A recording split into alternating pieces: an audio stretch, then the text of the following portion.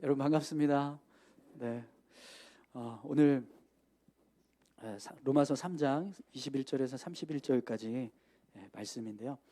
믿음으로 말미암은 의라는 제목으로 우리 같이 함께 말씀을 좀 나누겠습니다. 여러분 지난 시간에 우리가 율법으로는 완전한 의를 이룰 수 없다라는 말씀을 같이 함께 살펴봤습니다. 율법은 단지 우리가 하나님 앞에서 심판받을 수밖에 없다는 사실을 알려주는 역할을 한다라고 그러겠죠. 그리고 우리가 살아갈 때 죄가 무엇인가를 가르쳐주는 역할을 한다라고 그렇게 말씀을 드렸습니다. 왜 율법이 이런 역할만 감당하냐? 그 이유는 우리 인간이 하나님 앞에서 아무 흠도 없이 완벽하게 율법을 지킬 수 있는 사람이 아무도 없기 때문에 그렇습니다. 여러분 성경에 보면 많은 믿음의 선조들이 나오는데요. 아브라함 같은 경우에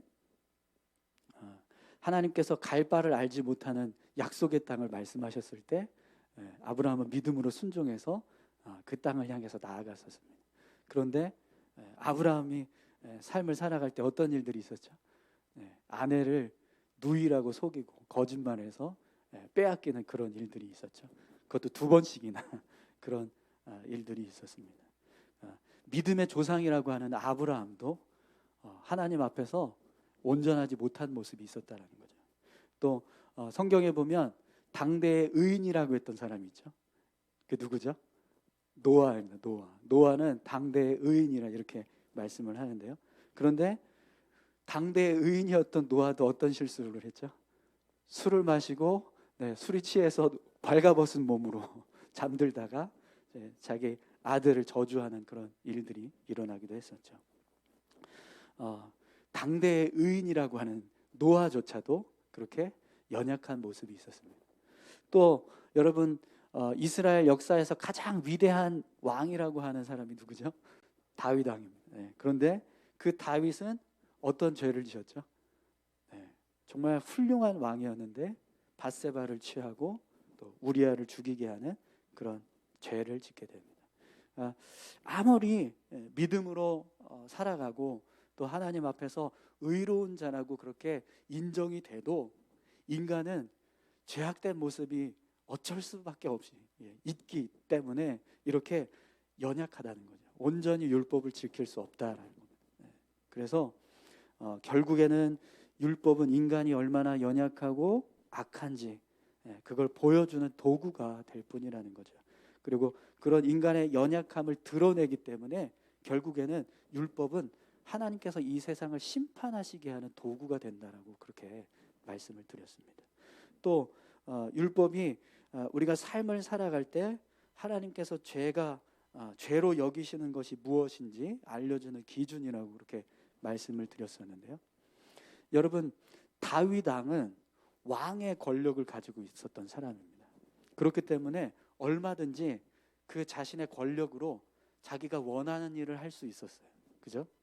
그래서 우리아의 아내인 밧세바도 자기 아내로 만들고 또 그 남편인 우리아도 죽게 할 수 있었습니다.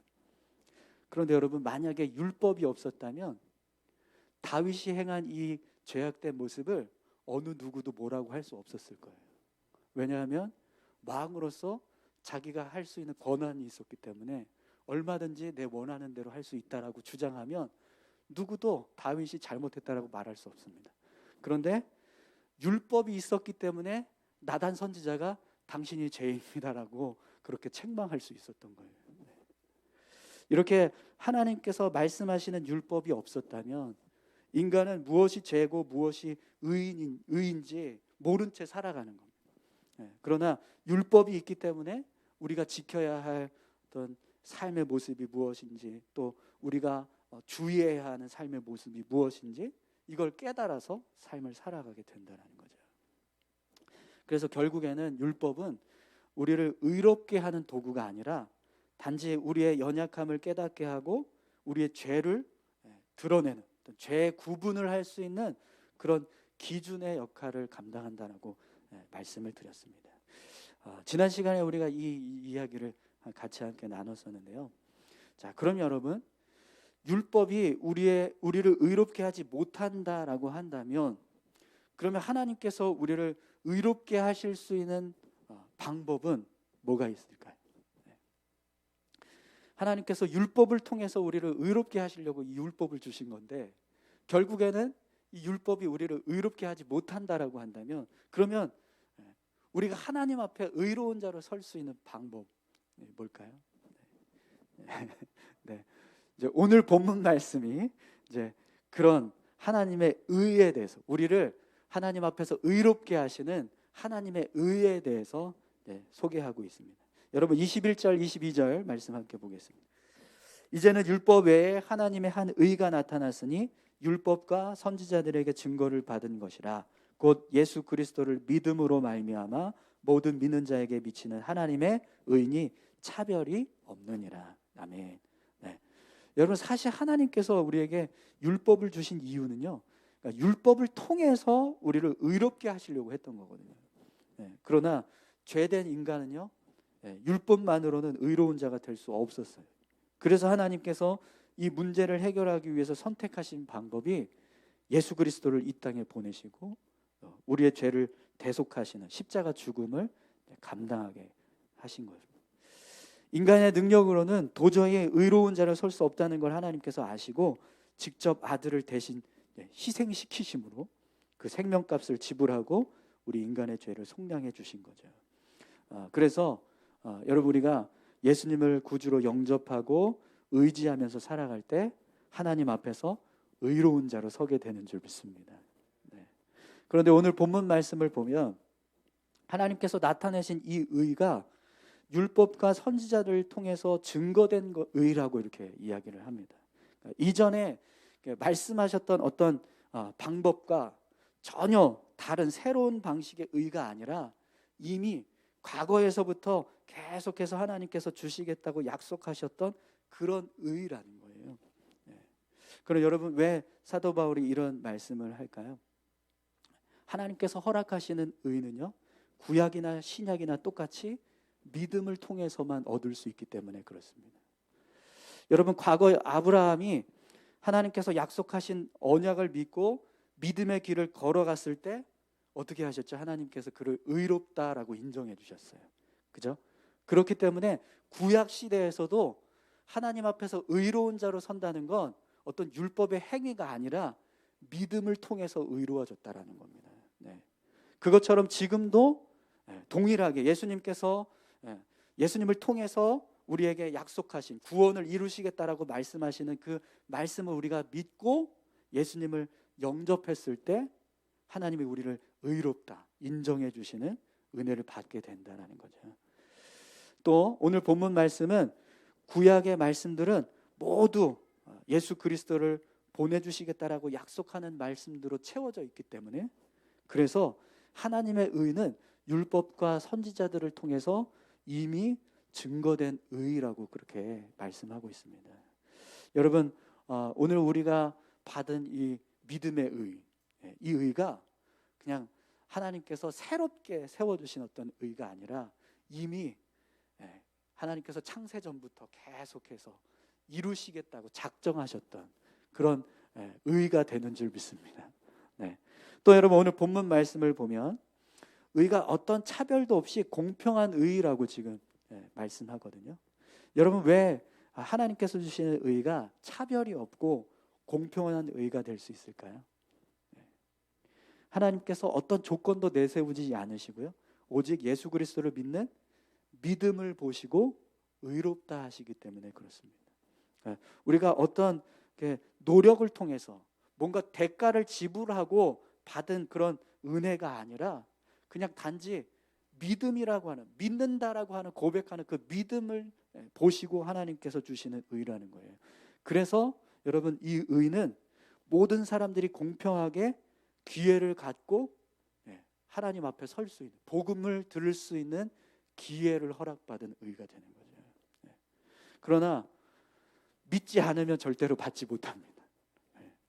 아무리 힘이 있고 아무리 권력이 있고 경제력이 있고 능력이 있어도요, 내가 얻고 싶다고 해서 얻을 수 있는 의가 아니라 믿어야지만 얻을 수 있다는 거예요. 그래서 공평하다라는 겁니다. 예. 오늘 저와 여러분들이 오직 믿음으로만 의롭다 인정함을 받는 줄 믿습니다. 예.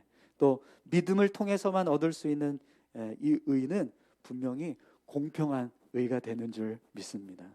예.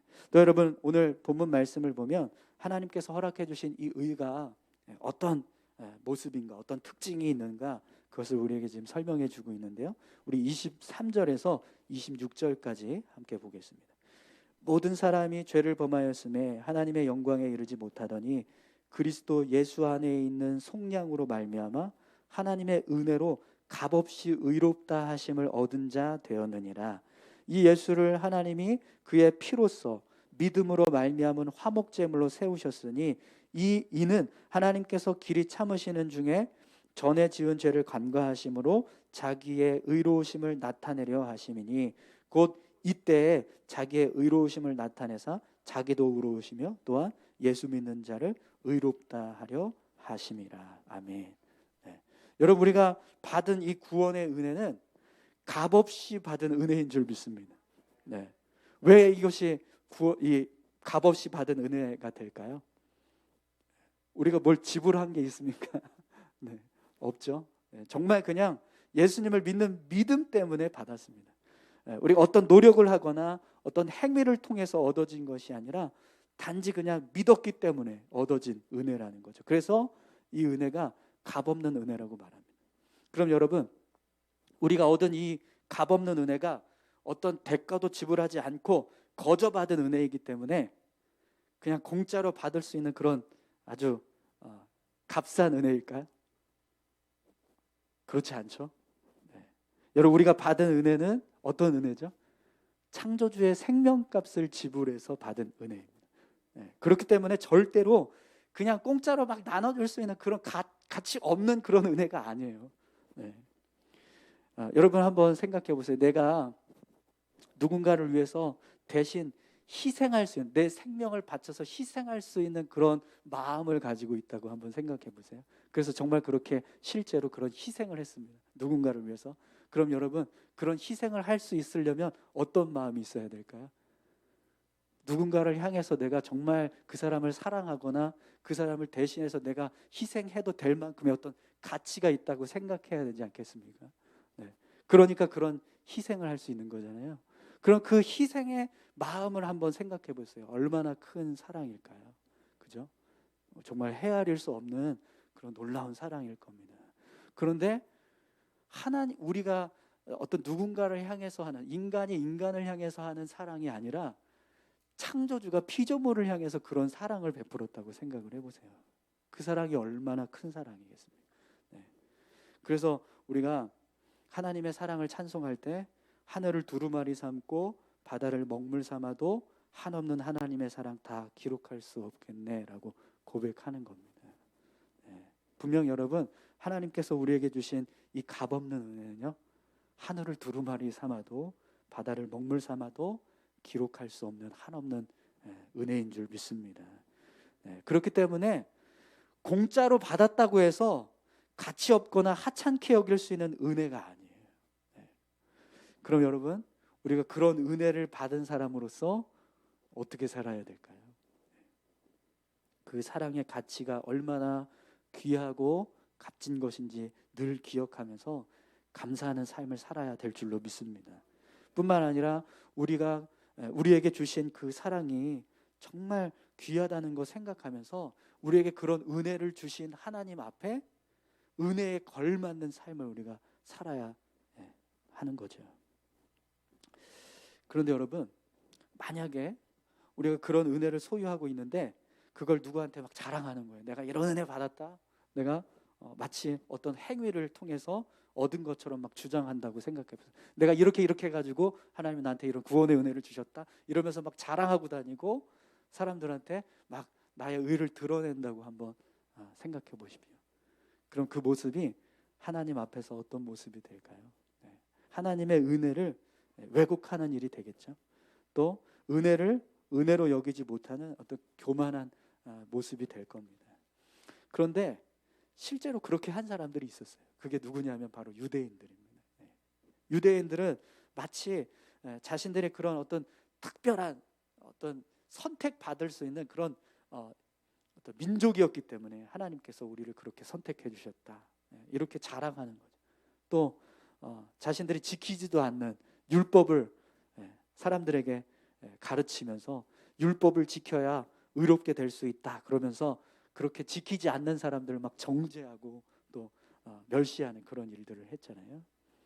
그래서 그 모습이 하나님 앞에서 악하게 보여지는 겁니다. 오늘 본문 말씀에 보면은 그래서 사도 바울이 우리에게 이런 말씀을 하고 있어요. 우리 27절 28절 말씀 함께 보겠습니다. 그런즉 자랑할 데가 어디냐, 있을 수가 없느니라.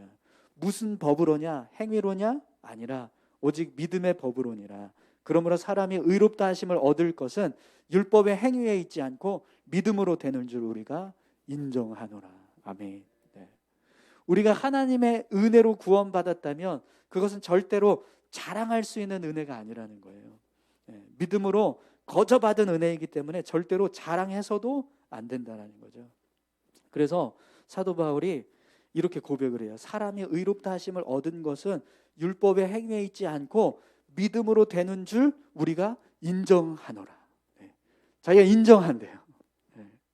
그럼 여러분, 어떻게 하면 인정하는 모습으로 우리가 살아요? 어떻게 하는 게 인정하는 걸까요? 여러분, 사도 바울이 어떤 삶을 살았죠? 복음을 위해서 온 삶을 다 드렸잖아요. 그런데 사도 바울이 뭐라고 고백하냐면 고린도전서 9장 16절에 보면 이렇게 고백합니다. 내가 복음을 전할지라도 자랑할 것이 없음은 내가 부득불 할 일임이라. 만일 복음을 전하지 아니하면 내게 화가 있을 것이로다. 바울이요, 복음을 전하는 일을 하면서 내가 이걸 하지 않으면 안 되는 이유가 있다는 거예요.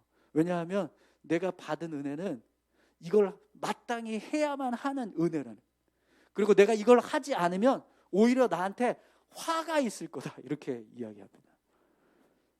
평생을 정말 복음을 위해서, 하나님을 위해서 삶을 살았는데도 그는 그걸 자랑하는 게 아니라 내가 당연히 해야 할 일을 했습니다, 이렇게 고백하고 있다는 거예요. 여러분, 오늘 저와 여러분들이 우리가 받고 있는 이 은혜가 정말 어떤 행위를 통해서도 받은 것이 아니라 그저 믿음을 통해서 받은 값없는 은혜인 줄 믿습니다. 우리가 그것을 인정하는 자 될 수 있었으면 좋겠어요. 그럼 여러분, 우리가 인정한다면 어떻게 살아가야 될까요? 오늘 사도 바울이 고백하는 것처럼 정말 우리에게는 아무 공로도 없습니다. 우리는 마땅히 해야 할 일을 하고 있는 겁니다. 이렇게 고백할 수 있어야 합니다. 하나님 앞에서 여러분 정말 그렇게 살고 계십니까? 자랑하지 않고 계신가요? 하나님, 제가 이만큼 열심히 신앙생활 했는데 그래도 이제는 좀 복 좀 주셔야 되지 않겠습니까? 이러면서 막 복 달라고 막 하지 마시고요. 마땅히 해야 할 일을 우리가 하는 거거든요. 정말 우리가 당연히 섬겨 드려야 할 어떤 섬김의 모습을 행하는 건데, 그것이 마치 뭔가 특별한 어떤 섬김을 행하는 것처럼 인정받으려고 하는 마음들이 가끔씩 우리 안에 있습니다. 그런데 그런 모습이 사실은 정말 참 부끄러운 모습인 거죠.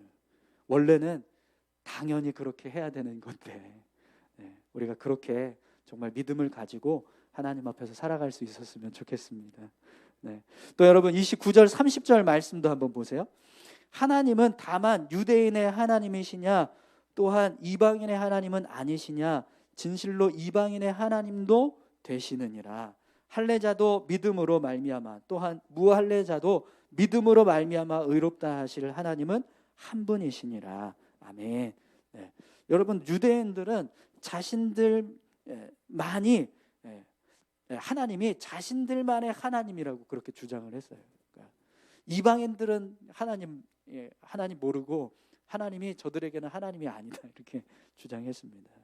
그러나 하나님은요, 모든 사람의 하나님이 되시는 분이십니다. 또 유대인들은 할례를 받은 자만 구원받을 수 있다라고 주장했거든요. 그러나 하나님은 할례 받은 자나 할례 받지 않은 자나 모두에게 구원을 허락하실 수 있는 분이십니다. 네. 여러분, 하나님은 누구든지 예수 그리스도를 믿는 자에게 의롭다 하심을 허락하시는 분이세요. 아멘이신가요? 네. 하나님께서 믿는 자의 하나님이 되신다는 거죠. 이 말씀이 얼마나 귀한 말씀인지 모르겠어요. 여러분, 우리가 유대인으로 태어나지 않았는데도 하나님은 우리의 하나님이세요. 네. 이스라엘 땅에서 살고 있지 않는데도 하나님이 우리의 하나님이시란 말이에요. 네. 우리가 성경을 다 알지도 못하는데 하나님은 우리의 하나님이 되세요. 네. 우리가 성경대로 살지 않는데도 불구하고 하나님은 우리가 믿는 그 믿음 보시고 너의 하나님이라고 말씀하신단 말이에요. 그게 얼마나 감사한 일입니까? 네. 우리가 살아가는 삶의 모습을 보면 하나님 앞에 정말 부끄러움밖에 없는데, 그런데도 하나님은 믿었지라고 하는 그 약속의 말씀 하나 때문에 내가 너의 하나님이야 라고 말씀하고 계세요. 네. 오늘 저와 여러분들이 그런 놀라운 은혜를 받은 자들인 줄 믿습니다. 마지막으로 31절 말씀 보겠습니다. 그런즉 우리가 믿음으로 말미암아 율법을 파기하느냐? 그럴 수 없느니라. 도리어 율법을 굳게 세우느니라. 아멘. 네. 여러분, 율법이 우리를 의롭게 할 수 없다라고 그렇게 말씀드렸잖아요. 그래서 하나님이 율법이 아니라 예수님을 통해서 우리를 의롭게 하시겠다라고 그렇게 하셨습니다. 그러면 율법은 이제 필요 없을까요? 네, 그렇지 않죠. 네. 아무리 우리가 믿음으로 살아간다 할지라도 율법은 우리에게 필요합니다. 왜 그러냐면 율법의 역할이 뭐라고 그랬죠? 뭐가 죄인지, 뭐가 하나님의 뜻인지를 알 수 있게 하기 때문에 그래요. 그래서 우리가 하나님께서 우리의 죄를 다 사해 주시고 의로운 자로 살아가면서 율법을 지킬 때 우리의 삶은요, 율법을 완성하는 자로 살아간다는 거예요. 네, 오늘 저와 여러분들이 율법을 완성하는 자로 살아갈 수 있기를 축원합니다.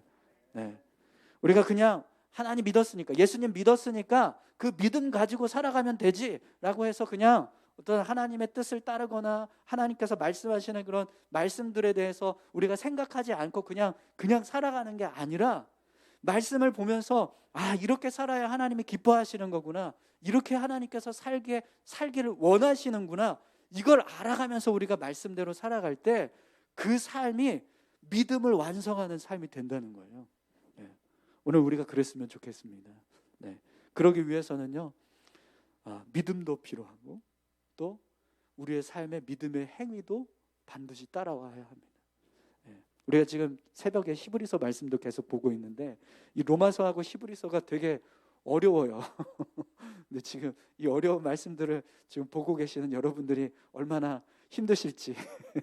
네, 죄송합니다. 제가 이렇게 너무 어려운 말씀 두 개를 한꺼번에 동시에 이렇게 선택을 해가지고 여러분들 머리가 좀 이렇게 아프실 텐데, 어쨌든 어려운 말씀이지만 그럼에도 그 속에 우리에게 정말 중요한 말씀들을 계속해서 하고 있습니다. 믿음은 그냥 믿는 것으로 끝나는 게 아니라 반드시 삶을 통해서 증명할 수 있어야 한다는 걸 계속해서 우리에게 말씀해 주고 있습니다. 로마서 말씀도 그렇고 또 히브리서 말씀도 똑같습니다.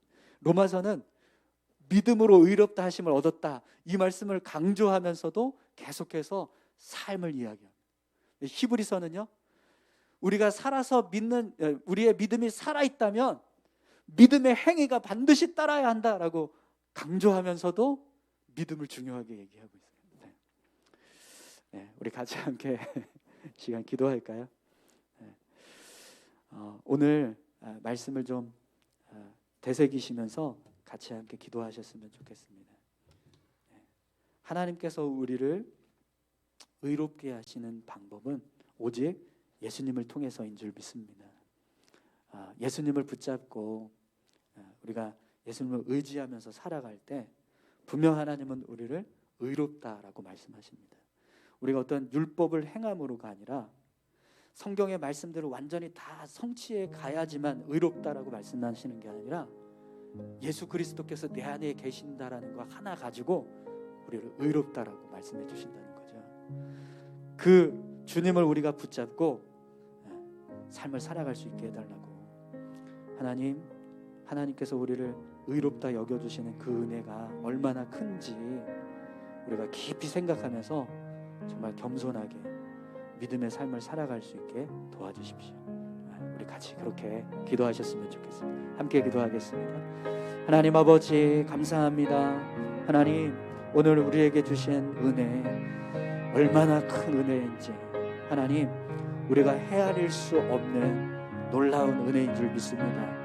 그런데 하나님은 그런 은혜를 값없이 아무 대가도 지불하지 않으시고 주셨습니다. 하나님 그것이 얼마나 감사하고 귀한 일입니까? 하나님 그 은혜를 하나님 우리가 늘 생각하면서 감사할 수 있는 삶을 살아갈 수 있게 도와주시옵소서. 하나님께서 우리에게 주신 그 은혜에 걸맞는 믿음의 삶을 우리가 살아갈 수 있도록 하나님 축복하여 주시옵소서. 오늘도 하나님 그 믿음에 우리가 전념하기 위해서 그 믿음으로 굳건하게 서기 위해서 이렇게 주의 전에 모여서 예배하고 하나님 말씀을 나누고 주의 뜻을 깨달아 알아가는 그런 열심을 내고 있습니다. 하나님 이 모습 속에 하나님께서 축복하여 주시고 주님의 그 은혜를 더 깊이 깨닫고 알아갈 수 있는 지혜와 명철을 더하여 주시옵소서. 우리의 삶 가운데 하나님 우리에게 주신 이 믿음이 흔들리지 않고 끝까지 견고하게 세워져 갈 수 있도록 주님 축복하시고 함께해 주옵소서. 감사합니다. 하나님 믿음이 참 어려운 것처럼 보여지지만 또 한편으로는 너무나 쉽게 주어지는 은혜라는 것을 우리가 다시 한번 말씀을 통해서 깨닫게 됩니다. 하나님 아무 대가도 지불하지 않고 정말 어떤 노력도 취하지 않고 값없이 하나님 앞에 구원의 은혜를 받았습니다. 하나님 감사합니다. 그 은혜 잊지 않게 도와주시고 날마다 믿음으로 살아갈 수 있게 도와주시옵소서. 사도 바울과 같이 하나님 자랑할 것이 없다고 고백하면서 살아가는 우리 모두가 되게 하시고 또 하나님께서 주신 이 구원의 은혜 잃어버리지 않고 끝까지 잘 붙들어서 언젠가 하나님 앞에 온전히 설 수 있는 우리 모두가 되게 하여 주시옵소서. 감사합니다. 예수님의 이름으로 기도합니다. 아멘.